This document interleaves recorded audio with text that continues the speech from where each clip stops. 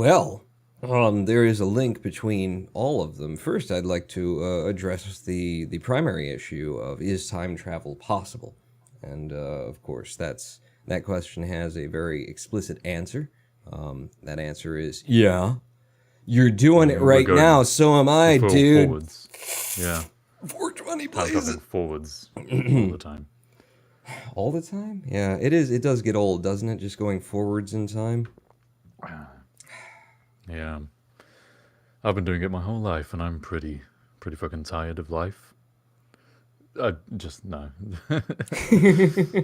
But it is an interesting point when you start talking about it like that, because one of the kind of existential themes we can touch on is how the perception of time passing is not a sense that you actually ever have. You actually don't ever feel time passing because it doesn't work like that. It's more just that you assume that the instantaneous you that exists right now has a history and has a future. That's where it's all just fundamentally predicated on that assumption that we're going to keep existing. And has a So past. And has a exactly, past. Because I could launch yeah. right now into my first ever like awakening as a Zen practitioner. In case you are unaware, I actually checked myself into a Zen Buddhist monastery for 3 years with the stated intention from the day that I walked in of becoming a Zen monk, which happened after practicing as just a Zen practitioner, member of the Sangha, for for like 6 months under my teacher. My teacher invited me specifically to please, come to this retreat we're gonna have, which is 7 days. That you sit down with a whole bunch of other people and you stare at a wall seated on a cushion. You really do. You just take up a posture and you stare at a wall for 7 days. And of course, it's not 7 days straight. There are breaks for walking. There are obviously And we eat water, and we presumably. sleep and we yes. But it's 7 days of rigorous meditation, especially geared toward people who work for a living. Like if you're willing to take a week off to really get into a meditation practice, then we're going to be meditating like 11, 12 hours a day in like 3 hour long sessions, which is some hard shit. Try it sometime. Mm.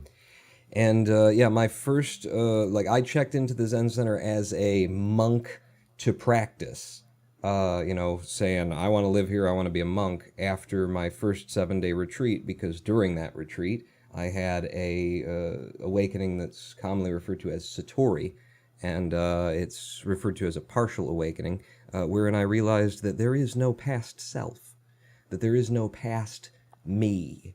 And Mm. it's not an intellectual realization. That's the big part of like meditation. If you're just realizing something and going, oh, that's how it works. That's, Yeah, you know, sure. You you, could just academically be like, well, yeah, I only exist because of the electrons that are in my brain and like my memories of a self, and like right now I'm just me.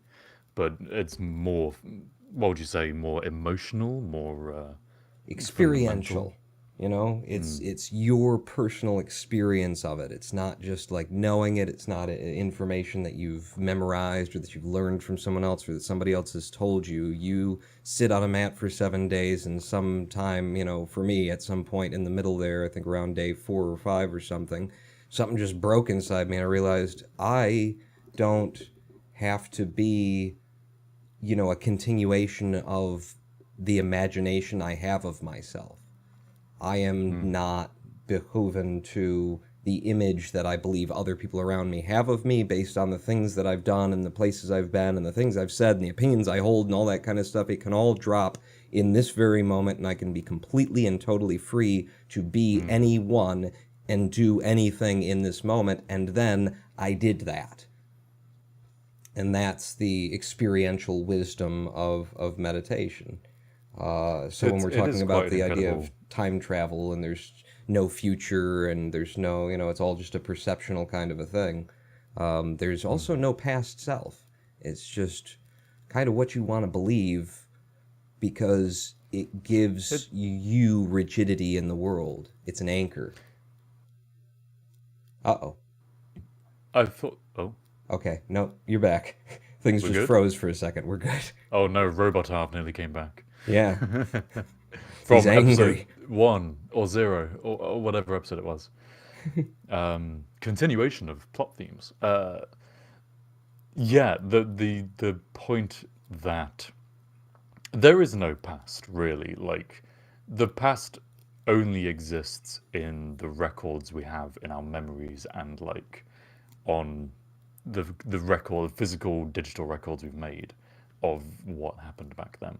In terms of you as a person right now, you literally have the power to be and to act however you like. You don't have to being constrained by your own perception of yourself and your what your character is entirely within your control.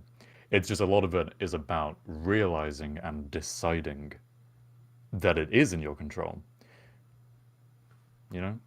Yeah, Hmm. yeah, and it's something that like I feel like I could have gone to a number of seminars. I could have read 1,000 books. I could have thought about it all to death. But at the end of the day, it came down to staring at a wall for probably at that point 30 some hours, and not trying to get anything. When you sit in meditation, you're not trying to attain or achieve, even in Zen and with Buddhists and stuff, there's a undertow and that you're going for awakening. I must recognize the truth of reality and become the Buddha incarnate. I must achieve awakening. And, depending on who you're practicing with, they might say that's true. But if you're trying to awaken, you'll never get there. So quit doing that. Which is an interesting dichotomy there, because if you're attempting to attain something that you don't already have that exists in the future, guess where you'll never get because it doesn't exist. And it's like, boom, mind blown. What are you talking about? It's just like attempting to get views on YouTube. What? What?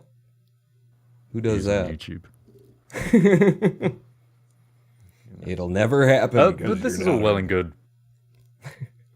But how does this tie into marijuana? Marijuana? Do we have marijuana above your head somewhere? Where's the... Hang on. Somewhere up there.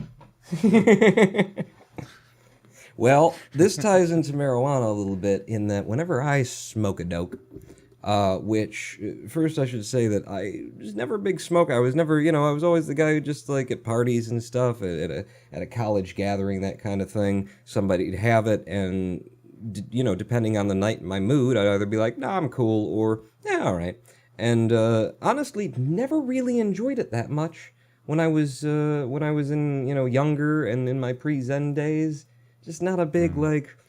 It was interesting, but the thing that really bothered me about it is that probably because I primarily smoked at like parties and stuff where people just had it and were throwing it around, I would get really focused on, say, the texture of the wall over there.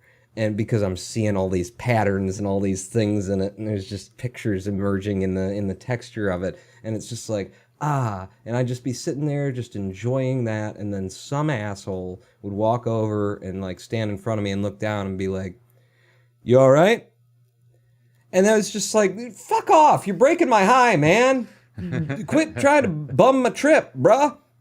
And I just didn't like that feeling of when people came into the space and tried to, or it just made me feel vulnerable. Like, dude, this is what I'm doing right now. Just, I think a you lot see me of that breathing, right? a lot of that is because of the space that you experienced it in. Definitely. Yeah. Definitely, So yeah. so this is newsflash to any parents that might be watching. I've tried marijuana a few times, as basically every university student does, no matter how much of an angel they are as a child. I smoked it a couple of times to begin with, but for me, it was only ever after already being drunk. And so, yeah, I never really felt any of the high, whoa, it's weed, whoa, trippy. Never experienced any of that because I was just so drunk that and I barely smoked any large amount of it either. So for me, I just don't like smoking really. I've never been a fan of taking stuff into your lungs in that way, and all of the kind of beginners. Oh, I'm fine, dude. I'm cool. That goes on. I'm pretty sure So, most doctors think that it's a really good idea to use your physical tissue as a filter for carbon. oh yeah, yeah, I think totally. that's the agreement. Um, Same I'm guys pretty tell you sure that that it cures cancer. greenhouse gases don't work at all. That are, nothing's happening there. It's just like it's a bunch of conspiracy, man.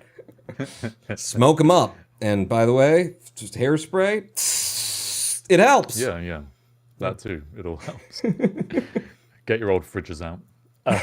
So, so when I first actually tried marijuana and enjoyed it was having some brownies, if you know what I'm saying, some eds, a few of Yeah. those eds, which was also the first time that I ever baked brownies, like actually just chocolate brownies. So that Hey, was nice. It was really learned a good. skill. I was in the flat with my friends, and we just made some dope ass triple, quadruple chocolate chip brownies that just tasted really nice. And then we sat on a sofa for about 7 hours, and it was amazing. It was really, really good. And in that experience, not that I'm not a massive like I've not really tried it since. Kind of at Wait a that second, time, wait a which was second. now. Before you get into the experiential part of it, I'm kind of curious, like how did you bake it in there? Like, 'cause you got to have either the Oh, butter already made, or did you make butter from it, no, or did you chemistry no. this shit? Did you go out So in we a had a camper friend into who New knew a dealer. Mexico? So we had a friend who knew a guy who dealt it, and so she got some for us.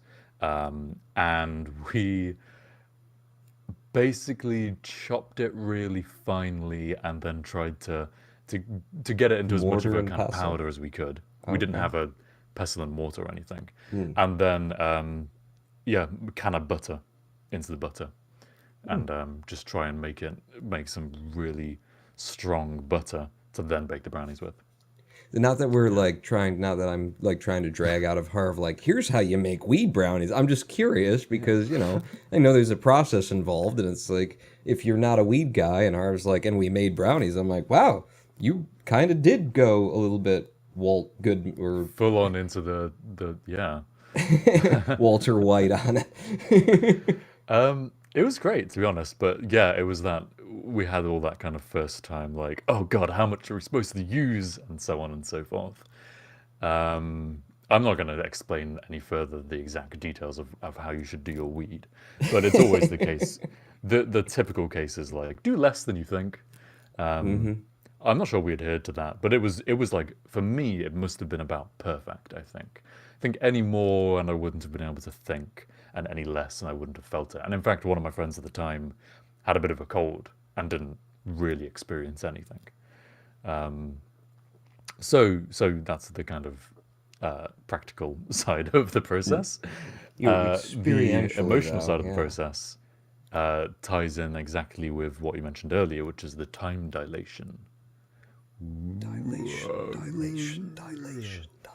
And for me, the feeling was of, my God, I am such a genius. I can think so fast. Like, I'm already three trains of thought away and I've changed onto a different station about 5 times. And God, I'm just 25 million chessboard moves ahead of everyone else. And so I'm thinking so fast that I can't hold any one train of thought or any one conversation for any amount of time before already having a tangent on the tangents that I'm already tangentially changenting from the previous conversation. So to my friends, I was just blabbering nonsense. And at one point, I cooked like a stir fry, I think, or something. I like did some cooking, and in my mind, I was like, I had 4 arms, and I was cooking all of everything like an octopus, really efficiently. And I think it took me about 3 hours to cut some peppers. Chop. Wow. God, I'm so good at this. chop. Yeah. Really fun, really giddy, very floaty, very something like warm inside. You know, if you have some really like strong vodka and you feel that kind of inner burn, there was something like that going on, but very pleasant feeling. Yeah. But what about God, fucking porn. What's his name again? You talking about Houston? Oh, Houston. Yeah, that the guy who does the. Have you had any experience with marijuana? I've danced with Mary Jane occasionally, sure. I'm no square, man. Okay. So, you know, this is the one day that Houston's actually listening to the show. That's cool. Well, I prefer shows where the topic is interesting. Okay, well, what's that supposed to mean exactly? So Houston, what is your experience with smoking? I don't always smoke. Sometimes it's vape, sometimes edibles. A water bong is nice, though. The experience changes based on the strain and the method. Jesus, we finally found a place where he has experience, huh? But usually, when I'm stoned, I like to immerse myself in some simple, repetitive task. Break down the coffee grinder for a good cleaning. Really get into the shape and texture of the gears. Well, that's interesting because the usual perception of like doing marijuana, doing weed, is that you just take a million years going through a bag of chips on the sofa. But you clean? I mean, don't get me wrong, some highs are going to take you so low that melting into a couch is all you're going to want to do, or be able to.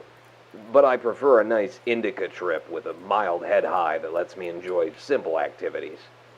In fact, once I was really floating, you know. A buddy of mine had hooked me up with some serious sticky icky. Hairs all over it, truly choice bud. Anyway, I'm so high, I'm looking down to see the clouds, you know. And I decide to separate all my coffee beans by size. Okay, that sounds pretty ridiculous. You must have been really, really high. Sounds ridiculous to a narc, maybe. But the next morning, I had 24 jars of beans sorted by size and grower, and I figured, might as well see if there's a difference. And was there a difference? Oh, night and day. The smallest beans are harsh and potent. The big ones have a smooth, round taste with a mellow caffeine burn. That's yeah. He just goes on, doesn't he? Yeah. I'm actually surprised, though. I never would have known that the beans are different size and have different flavors and stuff. That's Yeah. Exactly. And that's the thing. If the narc over there can handle hearing it. I'm not a narc. I've got a bag of weed. There's a vape pen right here. The high version of me was willing to slow down and take the time, not only to actually sort all those beans, but to have the idea to sort all those beans, and then to enjoy and appreciate the process while I did it.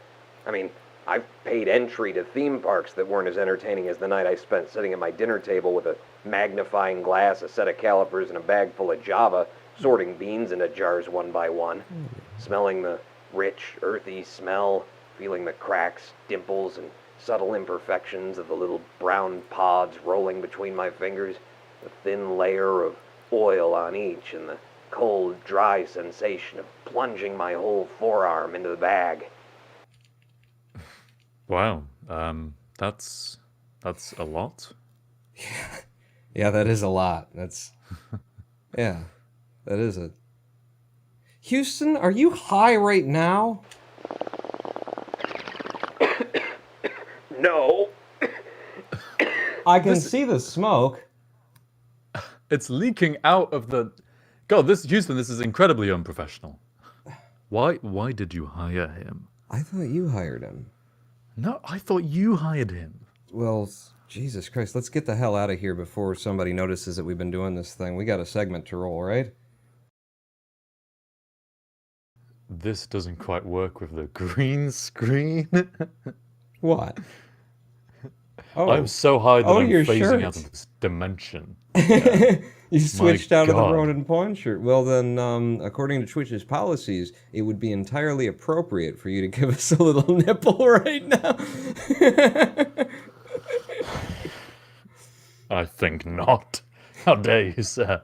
I have standards. That's good. I like that. He's phasing in and out of existence. Hey, are you time traveling while we're talking about time travel and marijuana? No, I'm and just meditation? so high that I'm astral projecting to a higher plane of existence. Yeah. If we do this And, every my week, body's then feeling the effects. I can make it so that there's like a Star Wars type projector behind you, and we'll just say that that's the thing. Yeah. Try and get me on the blue kind of color tint and have you know how in Star Wars it's super advanced, they have all this super advanced technology, but their holograms are shit. And the quality is just awful. They're constantly jittering. God, what is going on with the network connection in the far future in a galaxy far, far away? Sorry, no, it's distant past. God, of course. And have they Distant improved past. that at all, like during this? Because I haven't followed the sequels very closely, and I honestly didn't pay that much attention to any of them. But that's a really good point. Like if they should have improved that by now. You know, it shouldn't be flickery. But Well, it's a no, it good depends, because in the visual effect. chronology of the timeline, it's only... Yeah, that's true, it is later. I think there was a scene where one of the big bad Sith, whatever the new guy is, think he appeared as though he was actually in the room and he was just a hologram at one point. Like, it was really good. So, I don't know. Yeah. So it's actually just the difference between consumer and professional grade gear. The Empire is restricting all of the bandwidth to the rebels. Yeah. That is a kind of thing the Empire would do. You know, not let them watch Netflix. God. Inhumane. R2D2's just got some shit that some guy tacked on to him, after... It's aftermarket stuff. It's not wired up appropriately, that kind of a thing. That would fit. Hologram says that in the new movies it's only like 15 to 20 years after the end. But look at how much our network speed has improved over the past 15 to 20 years. You know? That can't be right. Then Kylo Ren would only be, like, maximum 20 years old. Which, I mean, he looks very Yeah, young. I could think get he that, is, but- yeah. Really? Yeah, he's supposed to be. I mean, they're both very young, but... God. Yeah, I guess so. It's just weird to imagine, these Mary Sue characters... to imagine these Jedi, masters as just, I'm 20-something. I can lift things with my mind. Hi. Like this, you get why Anakin had to go ahead and just murder all those younglings, really. If you think about it, like, this is just a bad idea. You're training these kids from day one to be able to do this shit? Jesus Christ. Well, it's a time bomb waiting to happen. Yeah. Kidder Bob in the chat says that sending signal over a massive distance, lower quality for long distance, it's like megabytes and bitrate. I don't buy that, because they've got faster than light hyperspace jump drive travel thing. If they can send entire ships that fast, they can send entire like data streams. Yeah. Yeah. You know? Yeah, that's a bunch of bullshit. Nah. Yeah. It's a God. good visual effect, and it's part of the Star Wars universe. Keeping it. It would be less interesting cinematically if they looked like they were just there, because it would be confusing for the audience. Wait, but I thought, wasn't he on a different planet? What's going on here? So they have to be like, all the time. So, yeah. It's the, having a really good hologram is just the way of, like, painting yourself out of a corner, like when you're writing a soap opera and somebody gets amnesia or something like that. Oh, that's why I didn't know the whole time I was on Tatooine. Of course.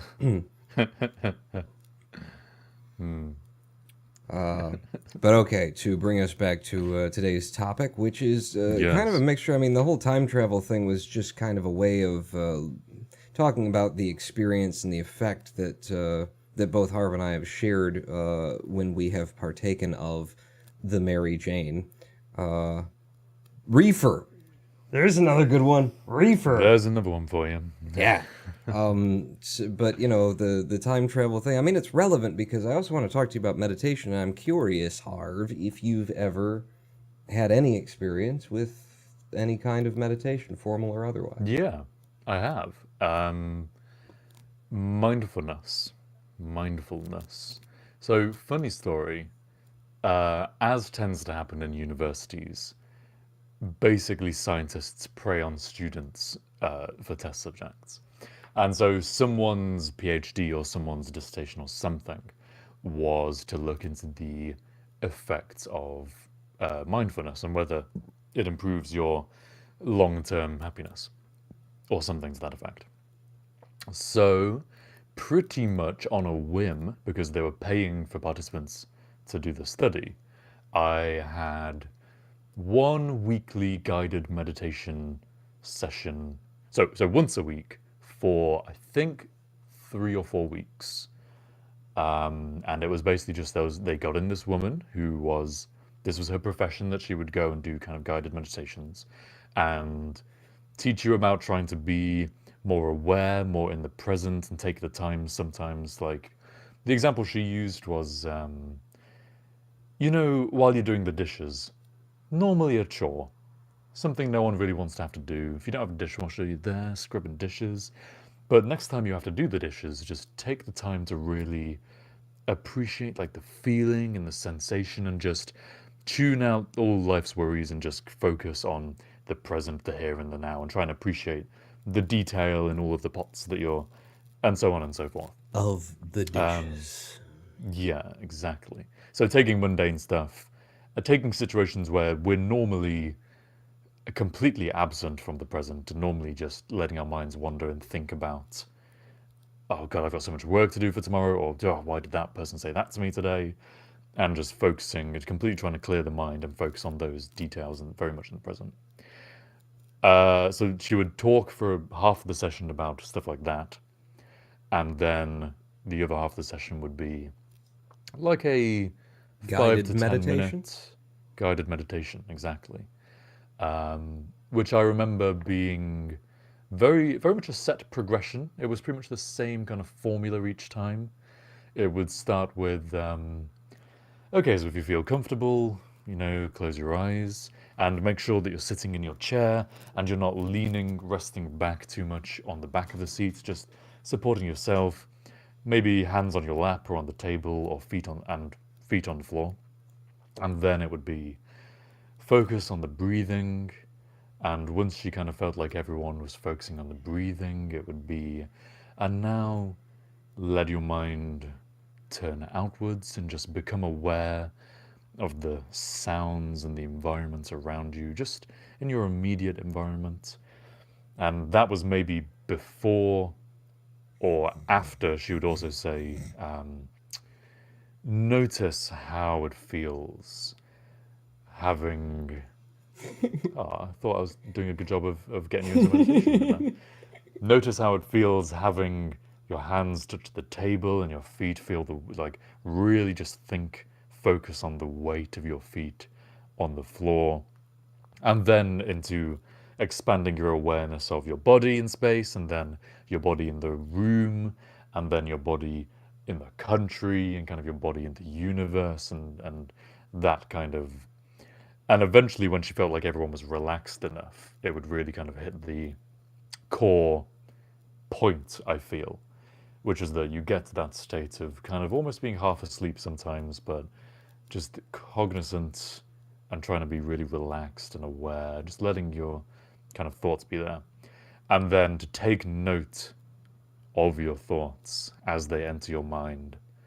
And just, if you catch yourself thinking about something, just acknowledge that that's a thing you're thinking about, and just put it to the side and try to just not even really think at all. And every time, because it's impossible, this, but people watching might, there's a good chance you've just never tried it. Trying to think about nothing is insanely difficult, and you'll just realize that for the past 10 minutes, you've been thinking about something. It'll just dawn on you like, oh, fuck, I was thinking about doing the dishes. And then you really, okay, just take that idea and put it aside. And, it's very much acknowledge and move on every time that kind of pops up. Yeah, like I've had, training a muscle. Hour-long meditation sessions where about 35 minutes in, I realized that I had been sitting there watching The Matrix. Just replaying it in my head. Yeah. Yeah. So that was I feel like the really most important part of the guided meditation was that the whole guided stuff was to get us into the state where we might have a chance of being able to do that. And that the larger kind of message that I left those sessions with was that being able to be disembodied in both like a literal and a metaphorical sense is very, very kind of good for you in many ways. Like being able to disassociate your mind from your thoughts and emotions and realizing there is a divide between the two of them. Because it's such a powerful tool when you think about it. If you can do that, it might have connotations of, oh, he's so distant, he's not in the moment, he's not living properly. But in this sense, it's more that the kind of daily stresses which wear you down and make you feel under the weather, it's having the ability to say, that's not me. Like the things I experience do not define who I am. And it's being able to say, I can choose to acknowledge kind of these thoughts and experiences I'm feeling, and to put them aside at will and just, be me and exist without being weighed down by them. Because it's all just in your head at the end of the day. So it kind of goes back to what we mentioned at the start about realizing you're in control of your perception of yourself beyond just your past now and into your present. Mm. Yeah, Yep. that's what I took from it. Mindfulness is a major practice in all meditations. In the Zen center, if we weren't sitting on the meditation mat, then it was, you're working in meditation is what they'd say, because the idea of focus on the dishes and have that experience with the dishes, that was my job at the Zen center for like the first 6 to 8 months, because we had a commercial kitchen in the basement, and so that was basically what I did. And holy shit, you sit on a meditation mat like 4 or 5 hours every single day and then are supposed to be meditating while you're doing the dishes. You are going to find shit in the dishes that blows your goddamn mind. You are going to see colors in the soap bubbles that you did not recognize were colors. Pearlescence kind of. A little bit of exaggeration, but, well, not really, but a little bit of more objectification of a more spiritual kind of experience. But yeah, absolutely. And I suppose this should bring us to our main segment for the live stream, which is the reason why this became a topic for today's show is because after last week's show, I got off, and sometimes after talking almost ad nauseum for 2 hours, what I really want to do is just have a good talk with someone. So I started calling around friends and stuff, and I couldn't get through to any of my friends. Nobody was picking up, and I just sort of like sat there and, not seriously, joking with myself, oh, you don't have any friends to talk to. And then I went, you should go make some new friends at a bar. And so I did. Or so I set out to do, because once I had landed at the bar, I basically spoke to an individual. The bar shall remain nameless. The individual shall not be mentioned. But I spoke to an individual for about 3-4 minutes, and then they started walking toward like the outside and pulled out a pipe and just sort of nodded like, hmm? Mm-hmm. And I was like, and so they're like, and I was like, so I followed them outside, and it was the first time that I had smoked, because, and maybe we'll get into this after the segment, but when I use marijuana in the present tense, it is with this device, which is a vape. It's a vape, and you can take off the top. If you can get it off. Yeah, that's some in there that I left in. It's right in the top there. So that needs to be cashed out, because it's probably been there for months. Because I don't actually use it. I'm not a big fan, but occasionally it can be very fun, especially under the right circumstances.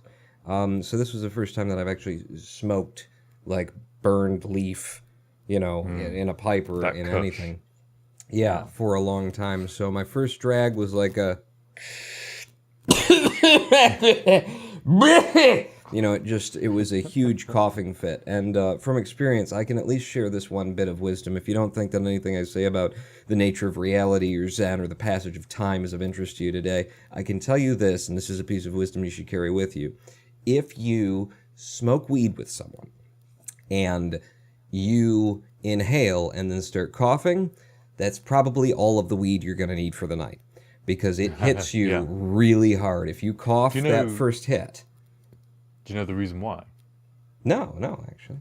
So, in a lot of cases, I think I was told this when I first, no, maybe the second time that I tried it. The first time I ever tried it from a bong, that was it. I was told by the guy whose bong it was that you're actually inhaling a bit of the weed. Like, that's what's really making you cough, is that it's not just the smoke itself, but it's also like, if you, this might not be the coughing, this was definitely the case for hiccuping. You find yourself hiccuping afterwards. That's because you've like swallowed some of the weed. Your lungs are like, maybe I've got not shreds of leaf inside of me. Yeah, which is like it's like you're getting that body high as well as the head high, I guess. Hey! But yeah, so this guy shared his bowl with me. I coughed the first one, and then honestly, I took a second hit just to sort of prove to the dude, I know how to smoke weed. If you on the first one, you kind of just gotta like, all right, hang on, let me try that again. Yeah. You just want to hold it in.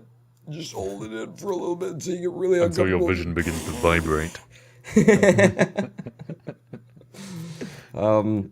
But yeah, so he shared some with me, and I went to that bar. I was there for 5 minutes, if that. Ordered one beer. Dude gave me some weed, and that was the last beer I drank because I spent the next half an hour, maybe, I don't know, trying to measure time. You'll see why in a moment. Was rather difficult because I ended up just standing outside. As this bar had an outside part to it, nobody else was outside, and I pulled out my cell phone and just turned on the old tape recorder because I needed to leave myself a message because I was having, very important realizations while I was stoned. So I knew that my, later self, this future self that doesn't exist yet, wouldn't remember all of that, so I need to tell him. I do not know the full content of what I said in the video that we are about to watch. Let's make that clear. Yeah, very specifically, when I told him that I had a recording of myself, I hadn't listened to myself stoned, leaving a message for me in the future, he said, don't listen to it. I said, but I gotta edit it somehow. And he said, well, edit it somehow. So I have basically listened to the first 45 seconds of this to try and get the EQ and compression right. But we are about to, all of us, share the experience of meeting an individual who no longer exists, which is me, high, at a bar, last Wednesday, leaving a message to myself. I hope you enjoy. So that was a thing. I may have started crying from laughter at certain points there. I definitely did not remember all of that. I'll tell you that much. That was I'm so glad I stopped you from listening back to it. Because I got to be here with porn, listening to past porn tell future porn. Like, man, that was great. And hearing you react. I have so many questions. Okay. Yeah. There's certain points in there where I like realize shit, and I'm like, oh, I remember what I was thinking then. I was laughing at the thought that I didn't express. And... Yeah. So wait a second, you've got a bunch of questions. Maybe the people in chat have a bunch of questions. And maybe everybody needs a chance to pee. Huh? Yes. Stay tuned and leave your questions in chat and your comments and all that sort of a thing. And we'll be back after this 5-minute break. I know how to pitch to it. I'm always on. That's the thing. He's just always on. Pawn, not out. My God. Porn. I have so many questions. Ooh. All right. Well, I love to Okay. hear myself talk, so. So we've learned. Yeah. So we've learned. Okay. So, for those of you coming back or just joining us now, we have just experienced alongside Porn hearing himself high for a good 10 to 12 minutes. 12 minutes. 12 and some, yeah. Oh, you've frozen. My first and you're question back. is, Go ahead. oh, good. I'm just so excited. My first question is, how much of that did you remember before listening back to it just now? If I had to estimate, like what I had awareness of was like broad concepts. So if I just say broad concepts, like 1/5 of of just sort of the concepts and where those probably led kind of thing. Yeah, so definitely no specific like points that you made to yourself or specific wordings or anything like that. I at least remembered that I had that thought about that this would make a good YouTube video and I should bring it to Harvin Pawn, but I didn't remember how I did it, and I had no idea that I kept coming back to it as a comedy routine at the end. And Oh man, I wasn't expecting that. That was so great to hear. It was like such a meta moment when we're listening to you live on Harvenborn. And we know that, oh man, and you just there saying like, hey, I should put this on Harvenborn. and I gotta say, I did not remember that was a specific thing. Like I actually did the whole Harvin Pawn at 9 p.m. UK, 4 p.m. everywhere. I actually did the pitch. I did not remember I did the yeah. pitch. I wouldn't have thought Got it myself perfect capable as of doing well. the pitch, but there I was. So another specific question. You even high, you did a really great argument format where you started with one main point and then you went off and then you came back and reiterated the point. It was really strong. I just have no clue what you meant. What did you mean by in between the frames? That was that was just sort of my code, my internal code for like describing that space between time.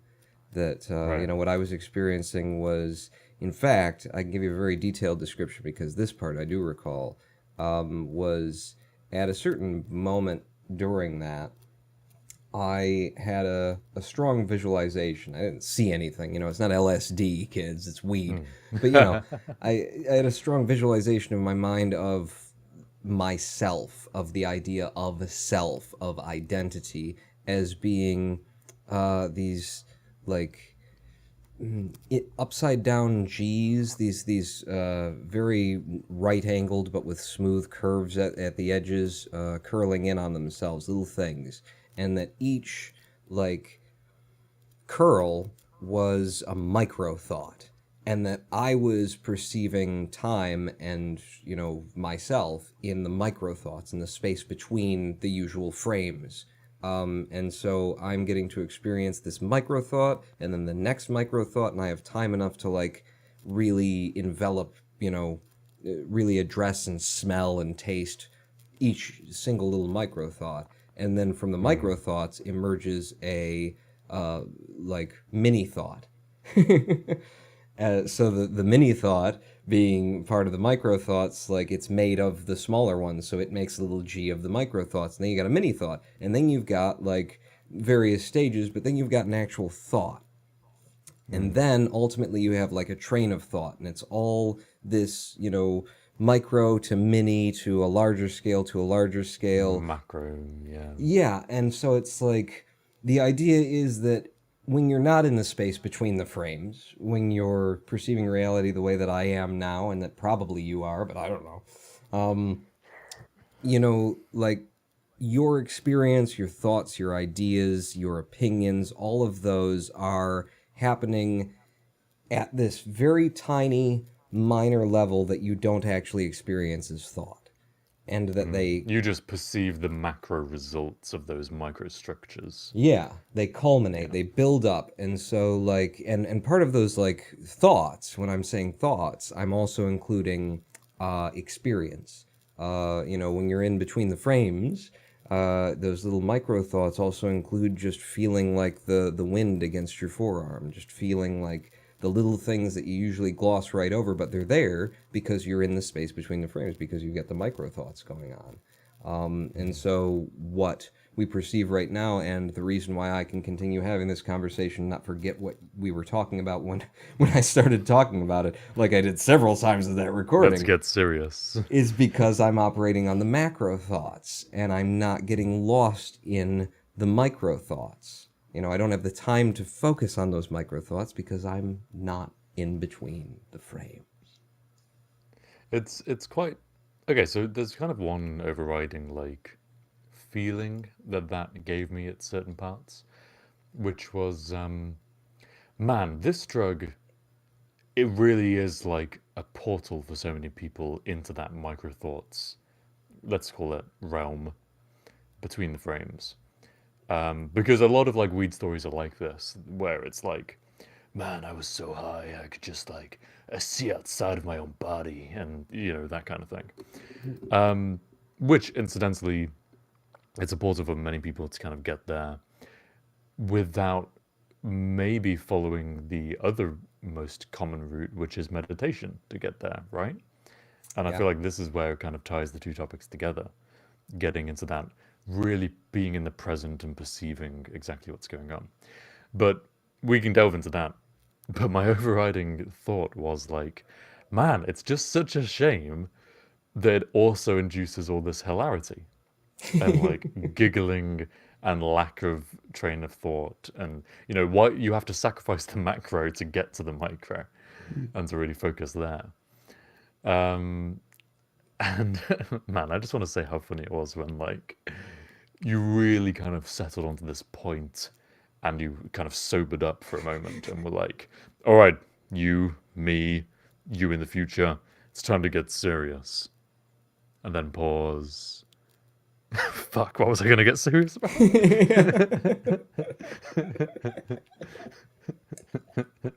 I kind of And, like- remember what was like going through my head at that moment too, was that like one, I realized as I was doing it, because I'm in between these micro thoughts, I realized that I'm like setting myself up for like a skit. I'm in the middle of this thing, and like so I'm setting myself up for the skit where it's like I know that I've been laughing and chuckling and all that kind of stuff, and now I've conceived of the idea of sharing this with other people, and then it's like, okay, this would be a really good time if I were writing a script for the character to suddenly like pull it together and be like, all right, motherfucker, now I need to say something serious to you. Oh, so it really wasn't that you had something serious to say.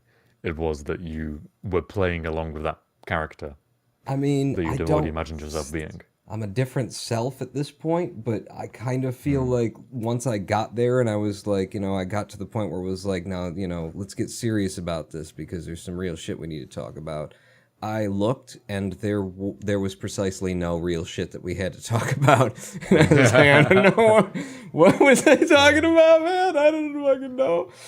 And that's like, in many ways, sure, it's hilarious, but it's also like quite sad, I feel, because in many ways it's such a shame that you're distracted by remembering the YouTube persona and end up kind of tangentially going into that rather than having like a super real conversation with your future self. Because like some of that was really, really good and like quite personally. Like you even said it yourself literally at one point. There was that one bit where you got real and you were like saying something around, please give me attention. And then you kind of went, oh, too personal, and kind of stopped.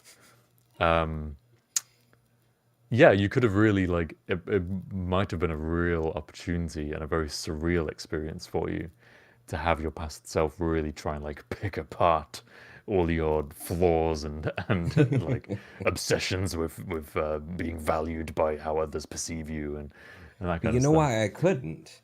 Like, I know this from just having listened back to it. The reason I couldn't was because of how I started that. Like, I started out by saying Zen is the ultimate comedy. Yeah, that was my other question. Can you Yeah. elaborate? And the reason why I couldn't, like, do that, why I couldn't find anything when I reached out for like we should be serious right now, is because there is nothing to be serious about. Like everything that I am, that you are, that we think we are, that we think we're doing, and everything, like it's happening, it's real. We all have our psychological issues and stuff, but they're also not real.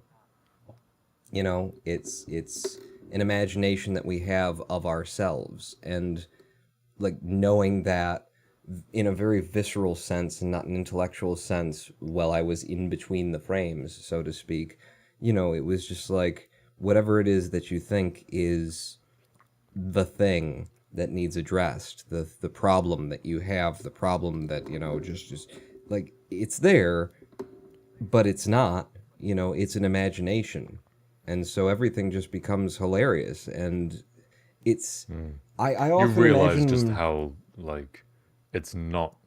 You get to that moment where it's like, right, it's time to do some really important like character deep defining stuff, and at the same time you're in the perfect place to know that your character is it can be whatever you want to be, and it's not chained down by who you have been previously. Yeah, So and also that I'm such a choosing, you know, that character in every moment, and that character isn't me. You know, like I choose to be this. I choose to, you know, be the fucking Ronin pawn, and you know, have a very verbose in character, and I like it. You know, the reason I do it is because I like it. There's a lot of things that I do. Some of them I don't tell you people about, that I do because I like them. And if I told you about them, you know, I'm you're like not a gonna secret heroin user. you're not gonna tell us now that that's actually like a wig, are you? No, this is God, real. This no, is yeah. I was gonna say. China produced man. It's very real. Um, but yeah, you know, it's what were we talking about? Oh, I should have smoked Sorry, some. I totally interrupted you then. No, You were basically getting around to the point, which is another thing I wanted to kind of join together with. mm, Uh, like I was saying, that the weed is for many a bit of a portal into that realm that you might otherwise get to pretty much only through meditation. For you, as someone who has meditated a whole lot and got really good at it and had to get really good at it, um, it must be it's like either you went down to an even deeper plane of self-awareness, or as I think, maybe not even or, but as well as we heard in the audio, you just kind of already had realized all of the revelations that people might have in that kind of state. you know? I mean, that's at least what I'm telling myself. I know that, like within Mm. that state, that's definitely like an awareness that I had was like, I'm not gonna find out anything new from here, you know. Mm. Like I've been here, I've done this, I know what this is about, like, and it's just sort of instead of like trying to do something while you're there, just fucking enjoying the experience, like Yeah. washing the dishes, just letting it be exactly what it is, and throwing yourself in and immersing yourself, and instead of being like, it's very easy for me in that kind of situation to, you know, look outward and see the people in the bar at the very beginning of that recording. I looked over and I started talking to myself, you know, about no, fuck them, fuck all of them. Stay Mm. in this, you know. They want you to come to their time zone. You stay in your time zone. You stay in between the frames. It's very easy for me to like look out at the external world and try to come to what's going on over there, or change what I'm doing based on what's going on over there, and like that is something that I if I'm trying to be in the moment, then the moment is this. The moment is whatever this is. And maybe it includes everything that's going on over there, and maybe it doesn't, you know?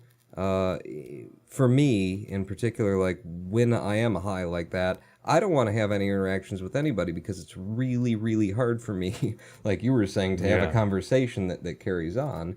And it's also, Mm. I feel the pressure to try and like tie things together and make something that we started talking about a minute ago come back around a minute later. And I realize in Mm. that space in between the frames that that's what we're doing all the time, and it's completely unnecessary.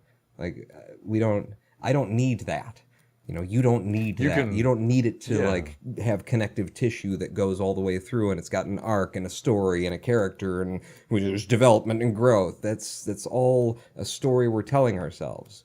But the truth is, you know, right there in front of you. Like the moment is this, whatever this is. And when I'm stoned like that, the moment is being in between the frames and being like really present with this tiny sliver of almost non-time because it's so small. Yeah. It's instantaneous, one might say. Present, Yeah. you know, perfectly present. There is no future, there is no past, and that was just, you know, part of the fun. As I'm listening back to that, I'm like remembering some of the things that were right there, that like while I'm talking to myself in the future, I'm realizing that I, the person who I'm talking about as I, who started this sentence, is already dead, is already gone. Yeah. I liked that part. I liked that bit where you were like, you said, okay, me, and then you kind of went, no, you're not me. I'm already dead a billion times over by the time that you hear this. And yeah, that really does kind of reiterate what we started this entire show with, saying like that, yeah, there is no, you are a temporal being. You only exist at this one instant, and that the rest of it is in your head, man. You're just Yeah, making it each all of up. those little square-shaped wormy things that I was saying is micro time and everything. Those are actually, you know, it's the micro time of the self. It's the identity.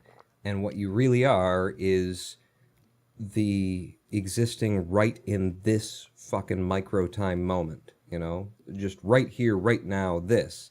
And then the moment that there's another tick of time, it's a completely different self. It's a completely different you. It's a completely different reality. Everything has changed. Everything has shifted. And it's all colored by what you're thinking, what you're feeling, what you're experiencing at the moment. But like, the true you is not the you that you carry around, that you've developed, that, oh, I went to school here and I was the, you know, I had karate class with these people, and I became a very responsible and mature person, and then I made a bad agreement with this guy that I knew from the KSP Media Group and started out this show, and now I'm stuck here and I can't get out of it. You know, it's not that has a past. It's the you in this very moment that has no past. You are right here, right now, and you can be anything in this moment, and it's not something really that you choose. It's something that simply is. It becomes. It takes shape in reality in this moment. And in order to experience that, you have to let go of your concept of identity, your concept of self, that I am me. Because you're not. You know, I mean, you are for the tiniest fraction of a moment. So, and then the me is gone, and you're a new me. And so it's like the concept of me is irrelevant. You don't have a me to carry around. So we get really, you know, this is where you get real deep into the fucking Zen. You start like checking, make sure you got your waders on. If we go any deeper than this, 'cause fucking what? I am not me. I am not myself. I am not my past and my thoughts and my opinions and my history. What else could I possibly be? It's like, well, So, have you okay, I heard have of an the interesting ego? way. Yeah, a way I want to take this, rather than retreading a lot of, I think, commonly discussed ground. So, you are literally just existing in this moment. And we've talked about being separate from your thoughts and your experiences, that they do not define you, and like the character you Imagine believe yourself to be. yourself to be, Yeah. imagine yourself to, exactly, is different from what you are. So, what do you think then about? I can't think of a clever way to say this. I'm just going to say what I'm thinking. What do you think about goal setting and about motivations and allocating yourself purpose and having we're talking like you are only existing now instantaneously, but trying to manage goals and work towards milestones over periods of time. So trying to accomplish things. How does that tie into your kind of this philosophy that we've outlined?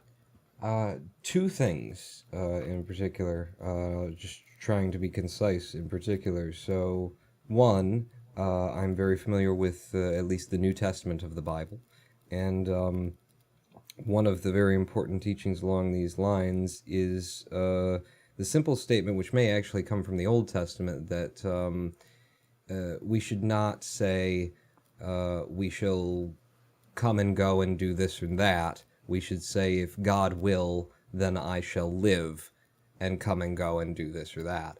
And that's, very religious and very in the tone of Judaism and Christianity and all that kind of a stuff. But there is a, deep, profound truth there that, whatever it is that you're planning, whatever it is that you're desiring as a future is a desire, and from desire emerges pain.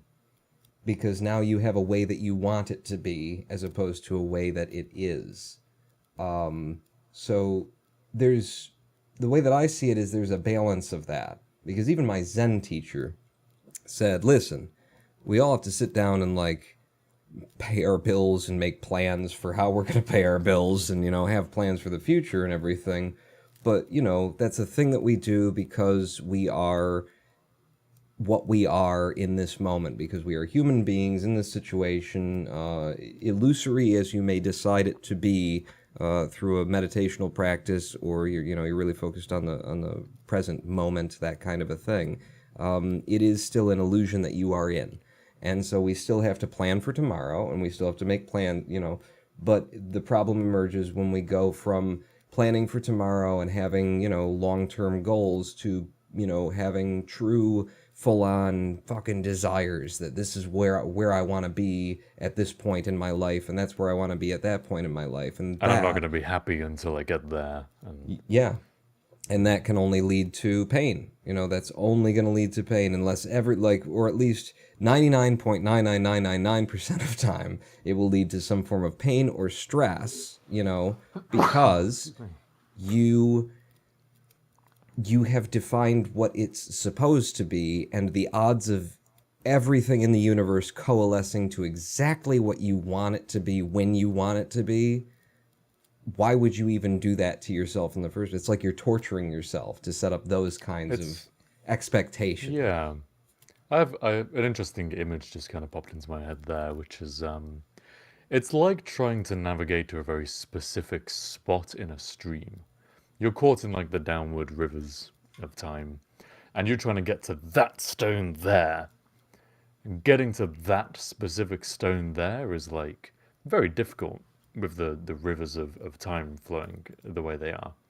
But if you, rather than saying, I need to be there, otherwise I'm not going to be happy, if you instead decide, I should try and get to that bank, then more the direction, steering as opposed to plotting too specific, steering things the way you want them to go. Yeah. I just had that image in my mind. And having an idea of, what you'd like to see happen, and just, going in that direction, and when that stone starts to float past you, from a couple of feet over there, going okay, well, where do I want to go now? Instead of being fuck, I missed the stone, my life is over, he doesn't love me, and we're never going to have kids, and they're going to fire me next week. It's instead you could be you know what, that asshole, he never loved me, I didn't want to have kids with him anyway, I want a new job. You can just choose to perceive it however you want to perceive it. But, when you get those, especially I almost recoil when I hear people talk about life goals. Because I feel like it's important to have... I feel like it's important to know yourself, more than it is to have goals about where you want to be. Because if you're setting goals for where you want to be, then you're not really acknowledging that you're growing, that you're changing. It's nice to have an idea of generally what direction you think you're going in, so long as it's tempered by the awareness that that's today. Tomorrow, is tomorrow. And I know a lot of people will say, but if you have that kind of like looseness to it, then you'll never get anywhere because you'll constantly be, retuning your sails to go somewhere else kind of thing. And all I can say is that, yes. I mean, I guess that would be my answer to it. Yes, that's correct. Well, also, yes, except that, like you're saying about important to know yourself, if you can understand at least broad strokes, like who you feel you are, then you know that I want to go in this direction, and I know that yes, I'm growing and changing as a person, but that direction is not gonna drift into the opposite direction, you know. So understanding what is and what isn't going to change about yourself. Yeah. This is interesting though. This feels like we've waded into a kind of self-contradiction. We're talking about knowing yourself. Haven't we established that you are not anything and you are just the illusion of thinking you are a self? Well, shit. Ooh, there's thunder rumbling outside my place just as you said that. Holy shit, because if you want to go down the deep rabbit hole, which we don't have time for today, but when you go down to the deep rabbit hole, as a Zen practitioner, there is the small self, which is the self that we recognize, and then there is the true self. There is the Buddha nature, as Buddhists will call it, but there's the truth. And so, like, getting to know yourself is a process by which you emerge from the illusion of what you think yourself is, at the end of which you realize what yourself truly is, and that it really cannot be defined by the term self. That all of the words and language that we have for describing I and me, and this is one of the reasons that, like, you try and, like, write down and explain Zen and explain Buddhism and explain, just these concepts to people. People have been trying to write this stuff down for 2,600 years to try and make sense of it. And it's like, if you've never seen a plane before, it's going to be really hard. I can tell you about, like, imagine a bird that you can walk inside of that's metal, but it's going to be really hard for you to really know what's being talked about until you have the experience, which is why Zen practice is not about teaching. Zen teachers rarely ever, like, as a last resort, they will start educating their students on, like, concepts, because there is no place for concepts in Zen. Concepts is what we traffic in constantly. You and I is a concept, and our entire language is entirely conceptually based. Everything that we talk about is in reference to me and you, this and there, over here, over that side. Every single thing that we have in this language is built on that, and all of the ways that we interpret it. And the truth, the fundamental truth that Zen is pointing in the direction of, is that that's not it. There is no over here, there is no over there, there is no you and them, there is no this and that, there is no it. It is all one, and you are. And I really like, in particular, like the fact that, like that concept of oneness that exists in Zen. I can go to the Bible, the Christian Bible, and pull out the statement that very early in the writings of the Bible too, and in the Torah, the Old Testament, where Judaism has Moses going to speak to the Pharaoh, and he arrives to the Pharaoh and says something akin to, "I am sent from him who is called I am." And I just fucking love that. Imagine, like, the idea of God as I am. And in the old Hebrew text, it is God specifically, like, speaks to Moses and said, when you go there, I want you to say exactly this. You are sent by I am. And I am has a message for you. So imagine God speaking in the, naming himself I am, and what that means about you in reference to God. And it's like, I like a large part of that, because it's kind of onion layers. I am strikes at very fundamentally human concepts to use that word. Mm. And like, what is God, depending on any religious inclinations you have, but fundamentally, really, what is God other than like that kind of cornerstone of what it means to be human?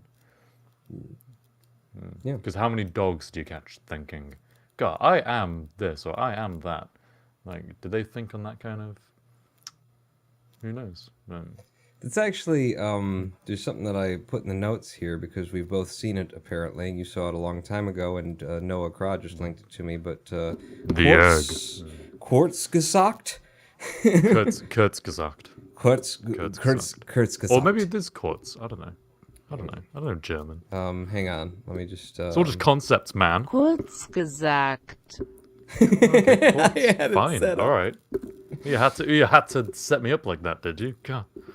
But the video, The Egg, wherein they took just like a short story that somebody had wrote that was very much inspired by just Eastern philosophy, Eastern Andy religion Weir. in general. Andy Weir. Same guy who wrote The Martian. Oh, really? I had no idea. Really. I didn't make that connection. But a very like concise, like honestly, if I've ever heard like a bedtime story version of something that gets you toward something more than bullshit, that's a pretty damn good one. The idea of, you know, you die and then you wake up and God's there and God's like, hey, you died.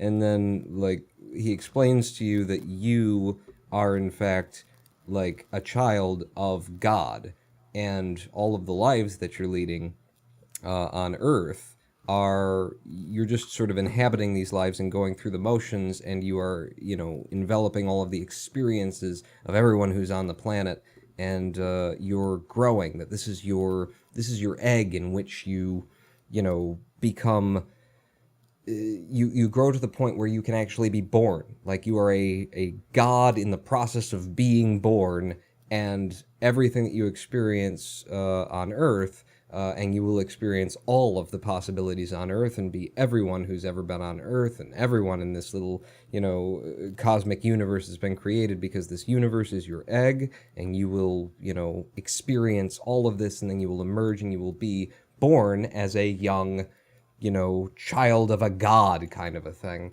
And I love this idea because it's such a... it leaves so much room for you to still have, like, identity with self and with ideas about me separate from other things. You know, I'm living all of these lives over and over again, but I am occupying these things, and then when I'm done with this, I will emerge as some, you know, great new being who has all the wisdom of all of the experiences that I could have had, and who's realized that, wow, I spent a lot of time torturing myself, where I was torturing other people who were myself. Yeah. I love that moral in particular, because it's like,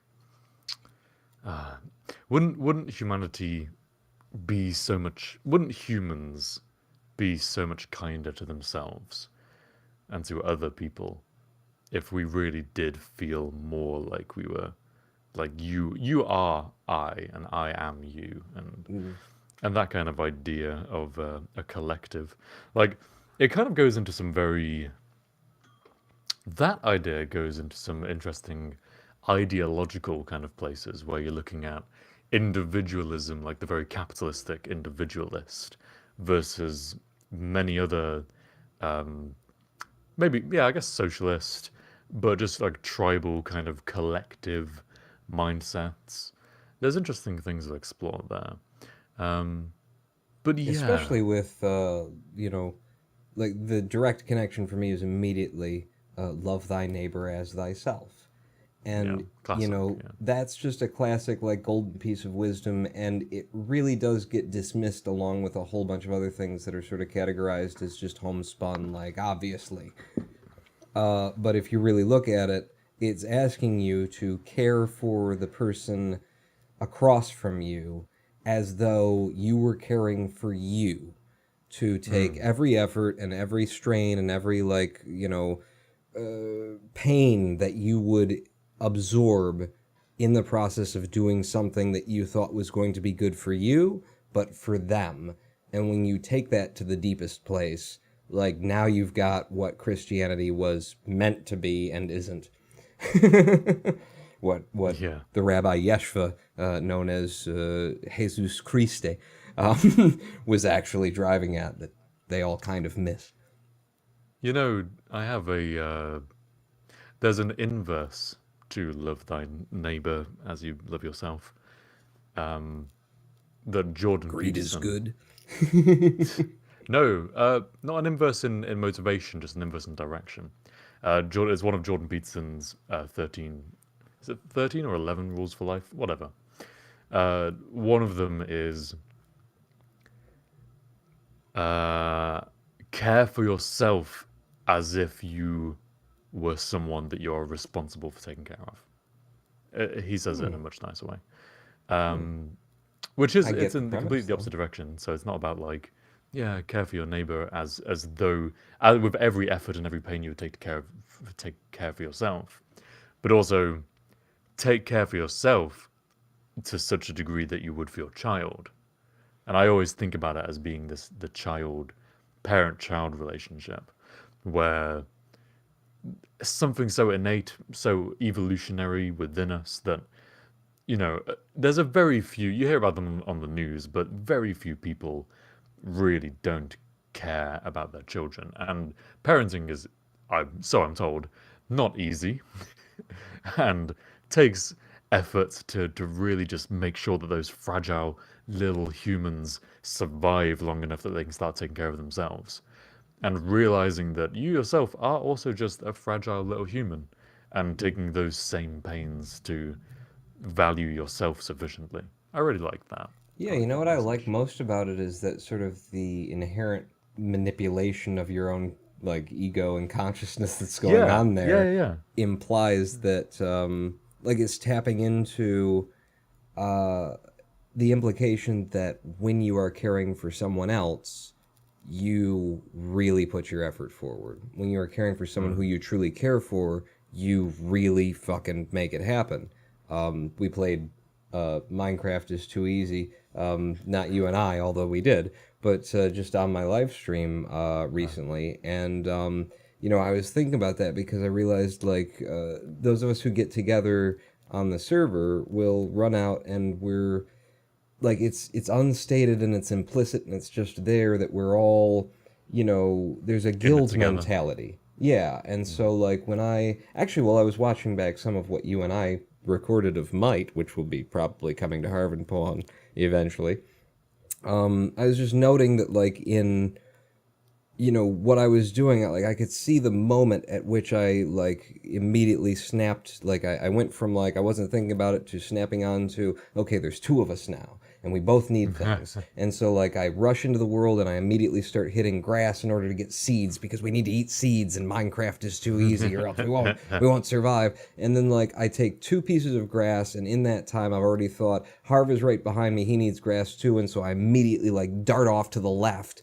in order to make sure that like I'm not getting this all of the grass. I'm Yeah, not you like in leave his space way. for me to. And so you're Yeah. like looking out for the person who's next to you, who's with you, who's beside you, possibly better than you usually would yourself. So I like that. I like that part of that's sort of implicit. That try and manipulate your own ego and self into Yeah. behaving such that you would take Like care of socially yourself engineering as well yourself, as you yeah. would, yeah, another human being who you truly care about and who you feel responsible for and who you feel like, wow, if I fuck this up, I'll be a real dick. I like that. Yeah. Ah, well, that's man, that was a lot of good stuff in there. I feel like this among the more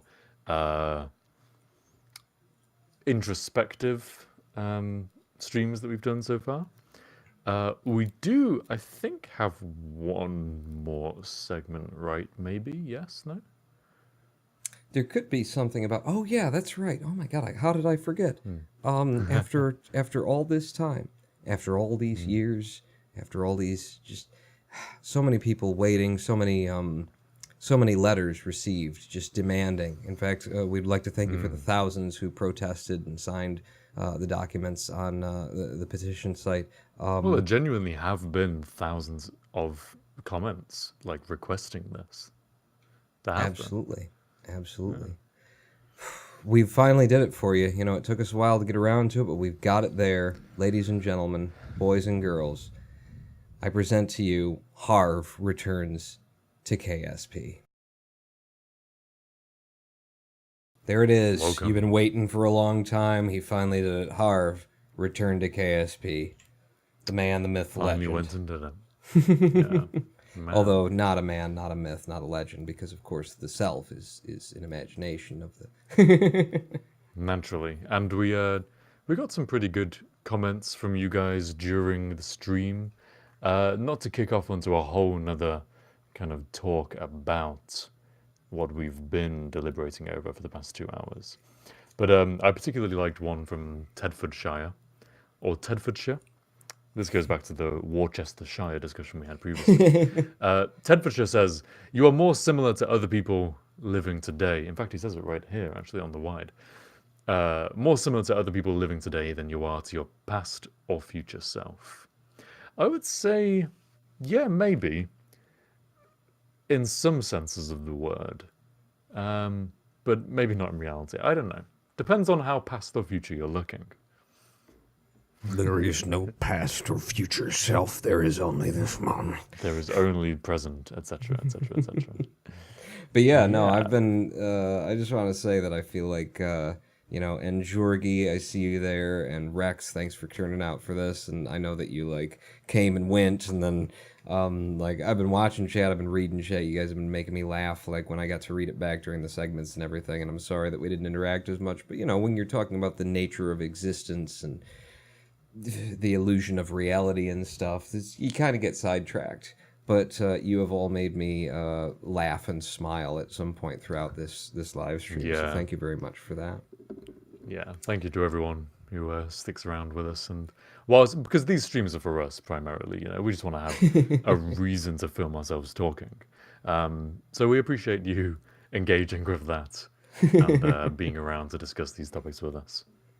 Yeah, and if you want to support more than just giving us laughs and smiles, although that is basically the most you could possibly give, but if you want to throw a little something on top that Jesus would say doesn't matter, you can support us via Patreon and support the show and keep the show running at patreon.com/harvenpawn, or you can give us one-time donation over PayPal at paypal.me/harvenpawn, and that money will literally just pay us a little bit to keep doing what we're doing every week, which involves a lot of work. But I don't want to harp on that. Just, you know, whatever it takes to make you feel guilty, just pretend like I said that, and then go Now, give of us course- money.